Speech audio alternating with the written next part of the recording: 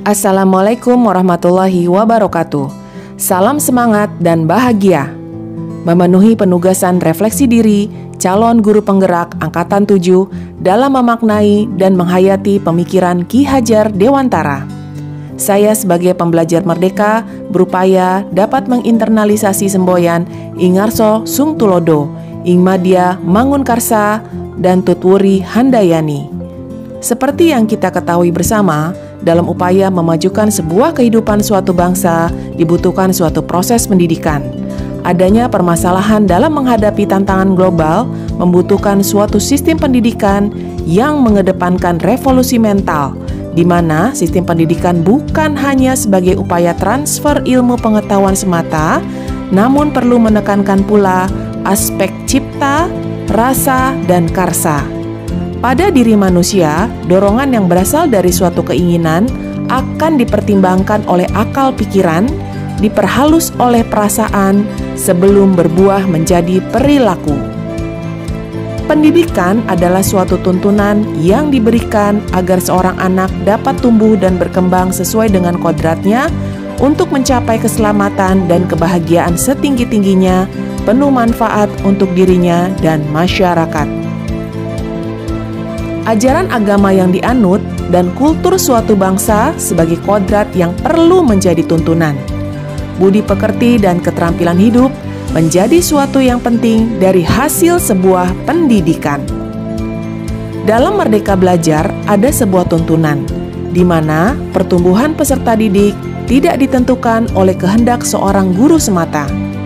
Guru sebagai fasilitator dan pemimpin pembelajaran memberikan pembekalan ilmu dan keteladanan yang berdampak bukan hanya pada pengetahuan kognitif semata, tapi berdampak pula bagi keterampilan hidup dan budi pekerti peserta didik. Peserta didik sebagai pembelajar harus memiliki kemerdekaan batin, pikiran, dan tenaganya untuk meraih kebahagiaan dalam menjalani proses pembelajarannya. Merdeka Belajar yang saya dapatkan dari filosofi Ki Hajar Dewantara, di mana seorang guru sebaiknya tidak lagi menggunakan proses pendidikan berbasis perintah, paksaan, dan hukuman.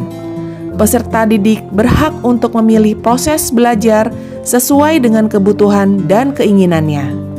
Model belajar dan capaian pembelajaran yang bervariasi diterapkan dalam proses pembelajaran sesuai gaya belajar dan kondisi lingkungan peserta didik. Melalui sistem Among dan prinsip Tutwuri Handayani, guru di belakang memberi dorongan kepada peserta didik untuk menjadi manusia pembelajar yang mandiri, selalu bersemangat dan bahagia memiliki budaya belajar, antusias mencari sendiri pengetahuan yang mencukupi kebutuhannya, dan menggunakannya untuk suatu hal yang penuh manfaat bagi kehidupannya dan juga bagi sesama. Semua peserta didik kita adalah bintang. Mereka memiliki kelebihan dan kekurangannya masing-masing.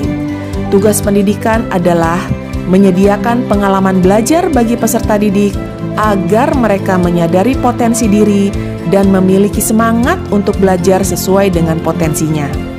Sebagai pendidik, kita pantang menyerah, tetap optimis dan kreatif. Dengan melakukan refleksi dan berkolaborasi, kita bisa menjadi guru solutif dan inovatif. Salam semangat. Wassalamualaikum warahmatullahi wabarakatuh.